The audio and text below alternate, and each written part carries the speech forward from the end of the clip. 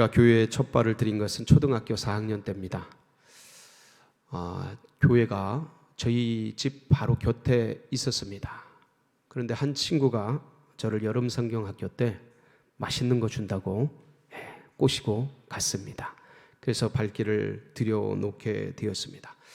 사실 교회는 저에게 어려운 곳이 아니었습니다. 제가 집이 어려울 때마다 힘들 때마다 동생을 데리고 종종 수요 예배나 금요 예배였을 겁니다. 저녁에 불 켜진 교회 그 현관 앞 유리창 밑에서 거기에 피해서 마음의 위로를 받고 포근함을 느꼈던 곳이 교회였습니다. 그래서 거부감 없이 잘 자리를 잡을 수가 있었습니다. 처음에는 교회가 좋았습니다. 사람들이 좋았고 선생님들이 잘해 주셨고 전도사님들이 친절하게 대해 주셨습니다.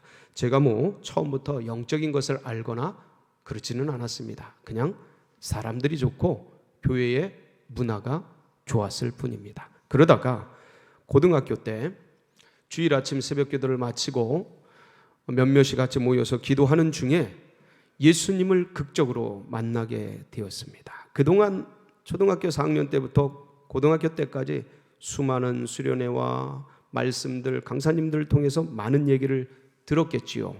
예수님에 대해서, 십자가에 대해서, 그 은혜에 대해서, 죄의 용서에 대해서.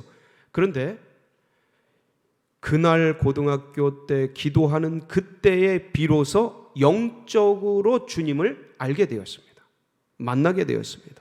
그 진리를, 죄의 용서의 기쁨을 맛보게 되었습니다. 내 속에 얼마나 큰 원죄가 자리 잡고 있었는지, 그거를 인간이 도무지 어떻게 해결할 수 없는 문제인 것에 대한 당황스러움과 고통과, 그리고 그것을, 그 죄를 보는 그 어떤 한탄스러움, 고통, 아픔, 눈물, 그런 것들이 쏟아지는 반면 이 죄, 나의 죄를 위해서 예수님께서 십자가를 지셨고 죽어주셨고 용서해 주셨다라는 기쁨과 은혜가 말도 못하게 형용할 수 없는 그런 은혜와 충만한 기쁨을 주었습니다.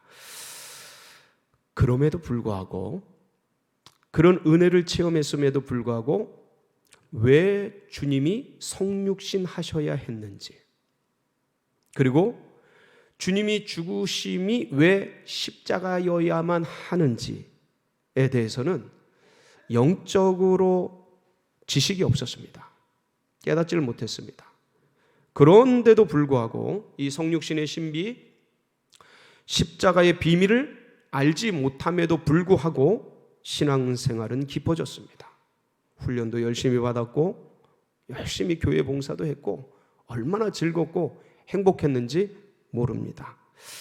제가 성인이 되어서야 이 십자가의 비밀과 성육신의 신비를 깨닫게 되었습니다. 그 이전에도 분명히 수많은 목사님들, 전도사님들, 그 다음에 부흥 강사님들, 선생님들이 이 부분에 대해서 왜 말씀을 안 하셨겠습니까? 근데 때가 차기까지는 그게 들리질 않더라고요.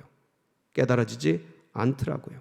그러다가 DTS를 가고 그 뒤에 훈련을 하면서 십자가의 비밀, 이 성육신의 신비를 알게 되었습니다. 그리고 나서 성경을 보니 이 예수 그리스도가 지신 십자가와 성육신의 비밀을 밝힌 분이 계신데 바울이었습니다.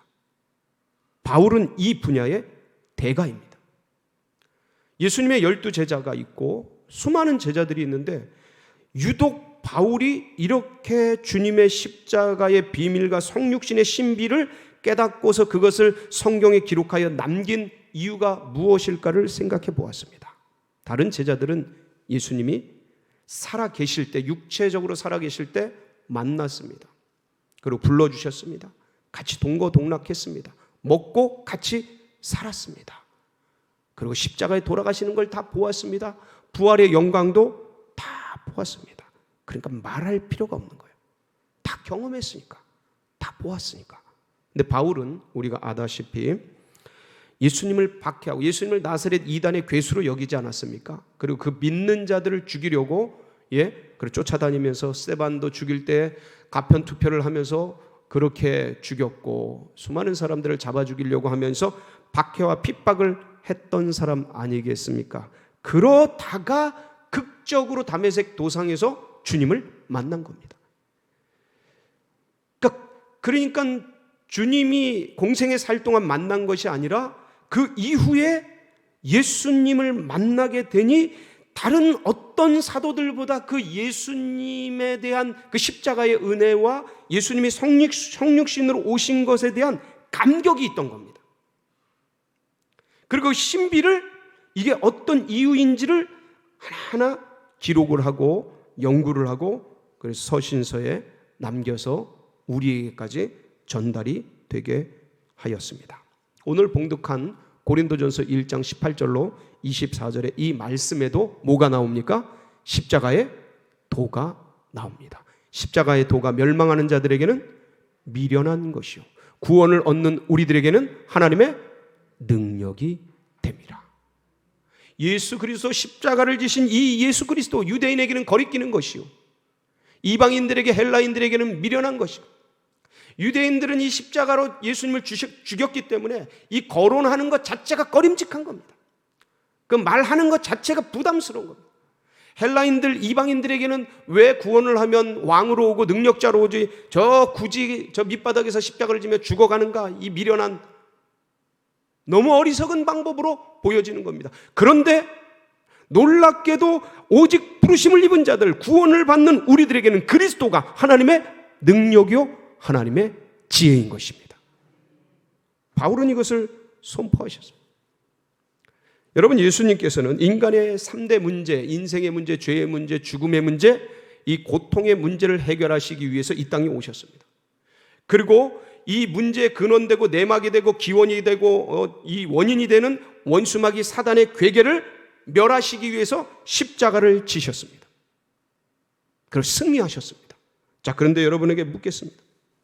그런데 왜 예수님이 말씀만으로 다 처리할 수 있는 그분이 성육신 하셔야 했는가? 왜 수많은 죽음 중에 참수형도 있고 돌에 맞아 죽는 것도 있고 수많은 죽음이 있는데 왜 십자가형이어야 했을까? 오늘은 그 부분에 대해서 세 가지로 함께 나누려고 제가 이 자리에 섰습니다. 첫 번째는 인간의 인류의 죄값을 물기 위해서입니다. 여러분 죄의 삭은 뭐라고 그랬죠? 사망이라고 그랬습니다. 하나님의 은사는 그리스도 예수 안에 있는 영생이니라. 그러니까 하나님이 먹지 말라고 한 그 선악을 알게 하는 나무 열매 이것을 먹는 날에는 정령 반드시 죽으리라 말씀하신 대로 아담과 하와가 그 열매를 따먹는 그 날, 죄를 지은 그 날 죄의 값은 사망으로 인류는 아담과 하와는 죽게 되었고 인류는 그 허리에 아담과 하와의 허리에 있었던 인류는 다 죽게 되었습니다. 죽게 된 것이 아니라 죽었습니다. 에베소서 2장 1절에 그가 허물과 죄로 죽었던 너희를 살리셨도다. 여러분 시제가 뭐예요? 한번 보실까요? 말씀. 그는 허물과 죄로 죽었던 너희를 살리셨도다. 죽을 너희입니까? 죽은 너희입니까? 죽었던 너희입니까? 죽었던. 미래가 아니에요. 현재가 아니에요. 현재 진행이 아니에요. 과거에 이미 끝난 일이에요. 죽었던 너희를 살리셨도다. 그러니까 아담과 하와의 허리 아래서 우리 이 인생들은 다 죽은 거예요. 그런데 진노 중에라도 긍휼을 베푸시는 그 하나님, 그 극신 하나님의 긍휼의 은혜로 영죽을 이미 죽어버린, 이미 끝나버린, 이미 사형 선고가 되어버린 이 인생들에게 집행유예가 선고되게 되었습니다.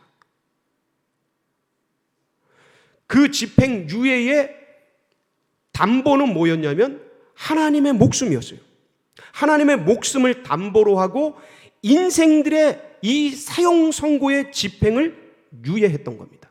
그래서 인간에게 육체의 생명이 연장될 수 있었습니다. 지금까지도. 그리고 이 육체의 생명이 있는 동안, 목숨이 있는 동안 주님께서 피할 길을 열어주셔서 그 피할 길로 피하는 자는 다시 사는, 다시 영생으로 가는 놀라운 은혜를 베풀어 주셨습니다. 그러기 위해서 그분이, 죄 없으신 그분이 이 땅의 모든 죄를 지시고 그 형을 살으셔야 했던 거예요. 그 집행유예된 그 형이 역사 속에서 실제로 치루어진 사건이 뭡니까? 예수 그리스도의 십자가 사건입니다. 이 사건을요, 창세기 3장 15절에는 원시 복음으로 예언을 해두었습니다. 창세기 3장 15절은 우리가 여러 번 보았죠. 다시 한번 보실까요? 시작. 내가 너로 여자와 원수가 되게 하고 내 후손도 여자의 후손과 원수가 되게 하리니 여자의 후손은 내 머리를 상하게 할 것이요 너는 그의 발꿈치를 상하게 할 것이니라 하시고. 이곳에 여자의 후손이 나오죠. 뱀의 후손이 나옵니다. 그러니까 여자의 후손이 뱀의 머리를 짓밟고 뱀의 후손은 여자의 후손의 발꿈치를 문다는 그런 기록입니다. 이게 동시 동작이에요. 자, 그러니까 하나님께서는 인류의 죄를 씻을 수 있는 유일한 길을 내셨는데 그 창세기 3장 15절의 말씀으로 예언한 것입니다. 그러니까 이 예언된 말씀을 믿는 자는, 미래에 일어날 그것을 믿는 자는 구원 얻는 거예요. 우리는 과거 속에 일어난 그 일을 믿을 때 구원 얻는 거예요. 왜냐하면 영에는 시간이 없기 때문에. 미래의 일을 믿거나 과거의 일을 믿거나 영으로 일어나는 이 일은 놀랍게도 역사됩니다. 그러니까 그 길을 열어주셨던 것입니다. 그래서 죄의 값은 사망을 위해서, 죽기 위해서 예수님이 죽으려면은 목숨이 필요한 거예요. 죽기 위해서는 몸이 필요한 거예요. 왜냐하면 하나님은 영이시기 때문에 형체가 없으시고 몸이 없으시단 말이에요. 그래서 여자의 후손으로 오리라 라는 말씀 자체가 육체를 입을 것을 말씀하신 거예요. 그래야 육체의 죄를 정할 수 있기 때문에 성육신의 신비가 여기에 있는 겁니다. 이 비밀을 로마서 8장 3절에 바울은 다음과 같이 밝히고 있습니다. 시작. 율법이 육신으로 말미암아 연약하여 할 수 없는 그것을 하나님은 하시나니 곧 죄로 말미암아 자기 아들을 죄 있는 육신의 모양으로 보내어 육신의 죄를 정하사. 육신의 뭘 정해요? 죄를 정하신 거예요. 이것을 하기 위해 성육신 하신 거예요. 몸을 입으신 거예요. 형체가 없으신 그분이 인간의 몸을 입으신 거예요. 10계명, 1, 2계명, 나 외에 다른 신을 섬기지 말아라. 나 외에 어떤 형상으로도 만들지 말아라. 형상을 거부하신 그분께서 그 율법을 깨뜨리시고, 그래서 사랑은 법보다 위대한 겁니다. 사랑은 법을 이기고 노래하는 거예요. 그 법을 깨뜨려버리고 형체를 입으신 거예요. 형상을 입으신 거예요. 그리고 이 땅에 오셔서 주님의 놀라운 역사를 행해 주셨죠. 자, 그런데 육체의 생명을 갖되 뭐가 없어야 됐냐면 죄가 없었어요. 그래야 죄를 뒤집었으니까요. 죄 없이 이 땅에 육체를 갖고 오기 위해서 남자의 후손이 아니라 여자의 후손으로 오셔야 했던 것입니다. 모든 인류는 남자의 후손이에요. 남자의 씨를 통해 오게 됩니다. 그런데 예수 그리스도는 죄 없이 오셔야 했기 때문에 여자의 후손으로, 단수 아닙니까? 여자의 후손 그 분으로 오셔야 했던 것입니다. 그래서 뭐로 잉태되냐면 성령으로 잉태됐던 거예요. 마태복음 1장 20절에 이 사건을 다음과 같이 기록하고 있습니다. 시작. 이 일을 생각할 때에 주의 사자가 현몽하여 이르되 다윗의 자손 요셉아 네 아내 마리아 데려오기를 무서워하지 말라. 그에게 잉태된 자는 성령으로 된 것이라. 그에게 잉태된 자는 뭐로 됐어요? 성령. 왜요? 죄 없이 잉태해드리고. 왜 마리아의 몸을 빌려서 오셔요? 몸을 입으려고. 몸을 갖되 죄 없이 오는 방법, 그게 여자의 후손으로 오는 길이었습니다. 그것이 바로 성육신 사건이었고, 그리고 십자가에서 인류의 죄값을 다 지시고 치르신 거예요. 예수님이 마지막에 십자가상에서 뭐라고 말씀하십니까? 테텔레스 타이, 다 이루었다. 요한복음 19장 30절 말씀 같이 보실까요? 시작. 예수께서 신 포도주를 받으신 후에 이르시되 다 이루었다 하시고 머리를 숙이니 영혼이 떠나 가시니. 다 이루었다. 테텔레스 타이. 법률적으로는, 형법적으로는 죄값을 다 치루었다. 경제적으로는, 상업적으로는 채무를 다 갚았다. 빚을 다 청산했다. 죄의 채무, 죄의 값을 다 지불하였다. 누구 거로요? 하나님의 목숨값으로 다 갚았다. 바울은요, 이 주님을 나의 죄를 용서하기 위해 몸을 입고 예수의 몸으로 이 땅에 오신 그분을 만났던 거예요. 너무 감격스러웠던 거예요. 그 다메섹 도상에서 뭣도 모르고 그분을 만나가지고 사울아 사울아 네가 어찌하여 나를 핍박하느냐. 주여 누구시니오니까 나는 네가 핍박하는 예수니라. 그 놀라운 경험을 하고 3일 동안 이분이 누구신가, 내가 핍박했던 이 예수가 누구신가, 이분이 하나님이신가, 그러면서 3일 뒤에 아나니아가 와서 안수하며 그때 눈에 있는 비늘이 벗겨지면서 성령에 충만하여 그 예수가 하나님이신 것을 그때 알았던 거예요. 그 영광을 봤던 거예요. 그리고 자신이 얼마나 큰 죄인인가를 깨달았던 거예요. 그것을 그는 평생에 간증하고 고백합니다. 디모데에게 썼던 편지, 디모데전서 1장 3절로 5절의 말씀을 보면 바울의 자기 신앙의 고백이 있습니다. 13절로 15절이죠. 같이 보겠습니다. 시작.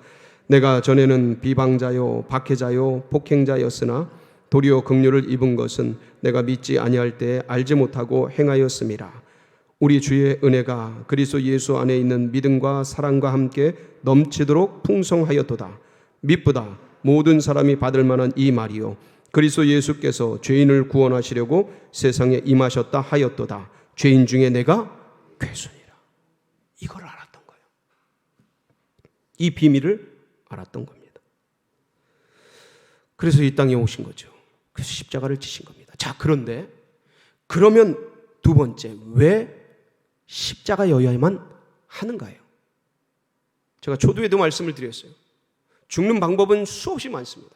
칼에 죽는 방법, 낭떠러지에 떨어져 죽는 방법, 돌에 맞아 죽는 방법, 수백 가지의 죽는 방법이 있는데 왜 주님은 십자가에 달리셔야 했던 것인가? 그것은 첫사람 아담이 나무에 달린 선악을 알게 하는 나무 열매를 따먹었기 때문입니다. 여러분, 선악을 알게 하는 나무는요, 에덴 동산 중앙에 있었습니다. 이 에덴 동산은 지구의 중심이자 우주의 중심이에요.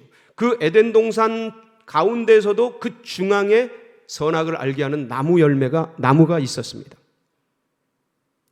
그러니까 우주 공간의 중심이죠.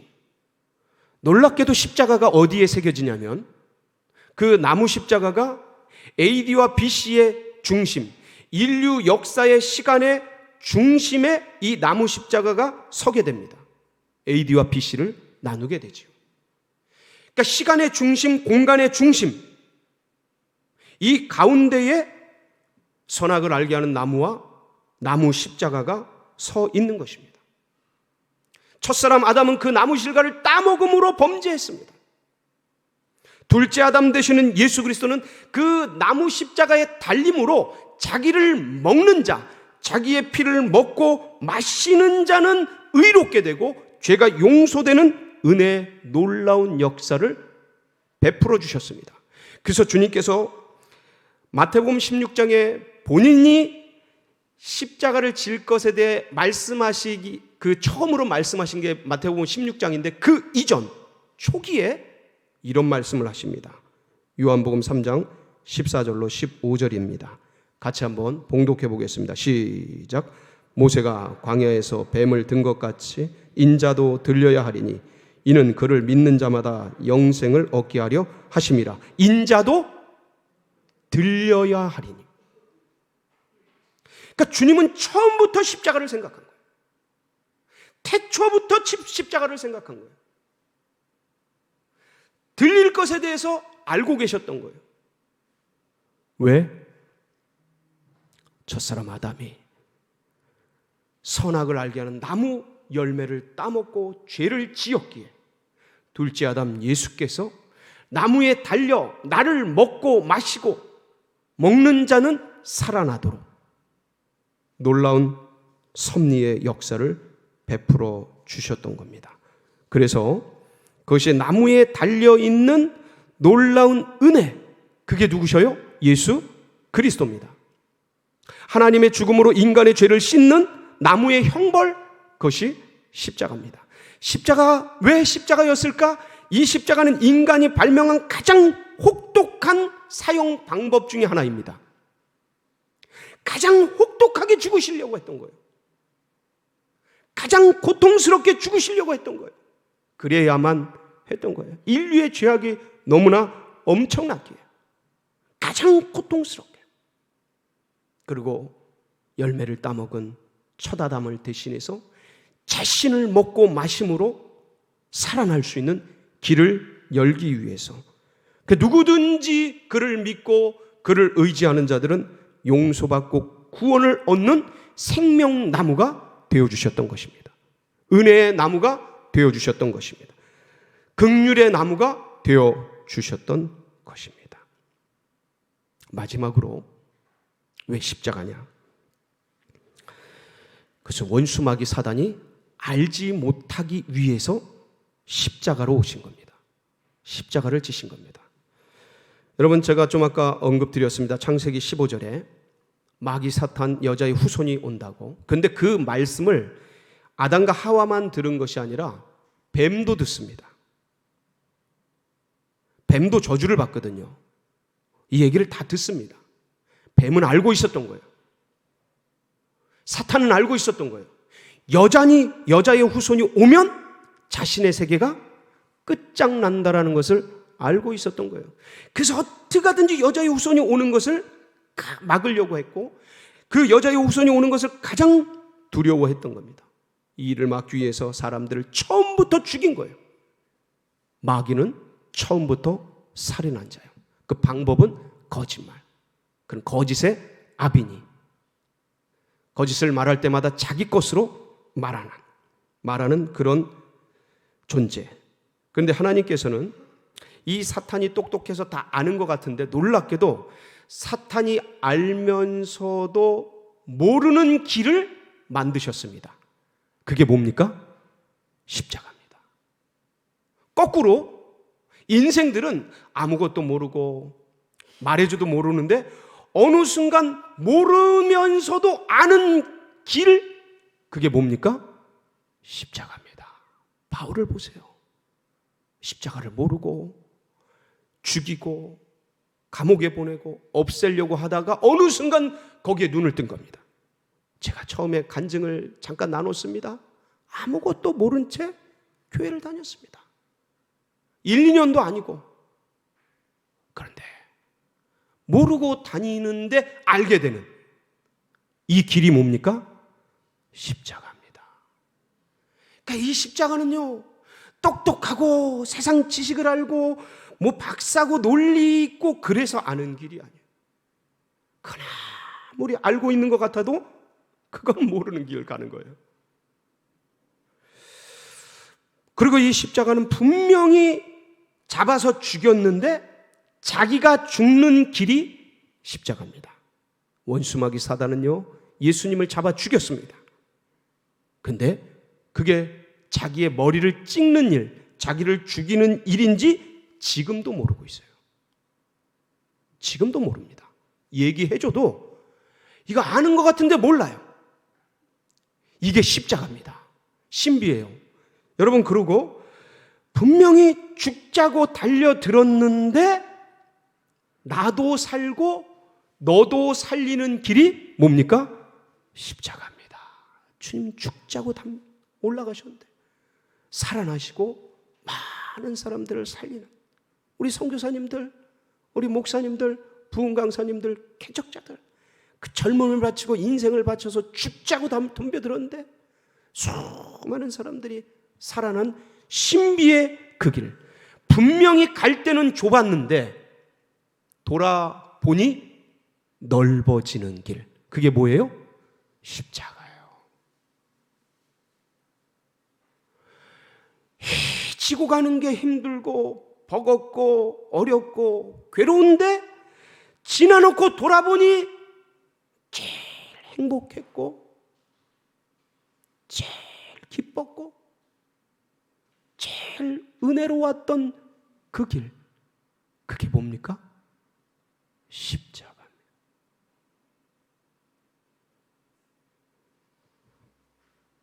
예수 믿는 게 고통스럽고 힘들어.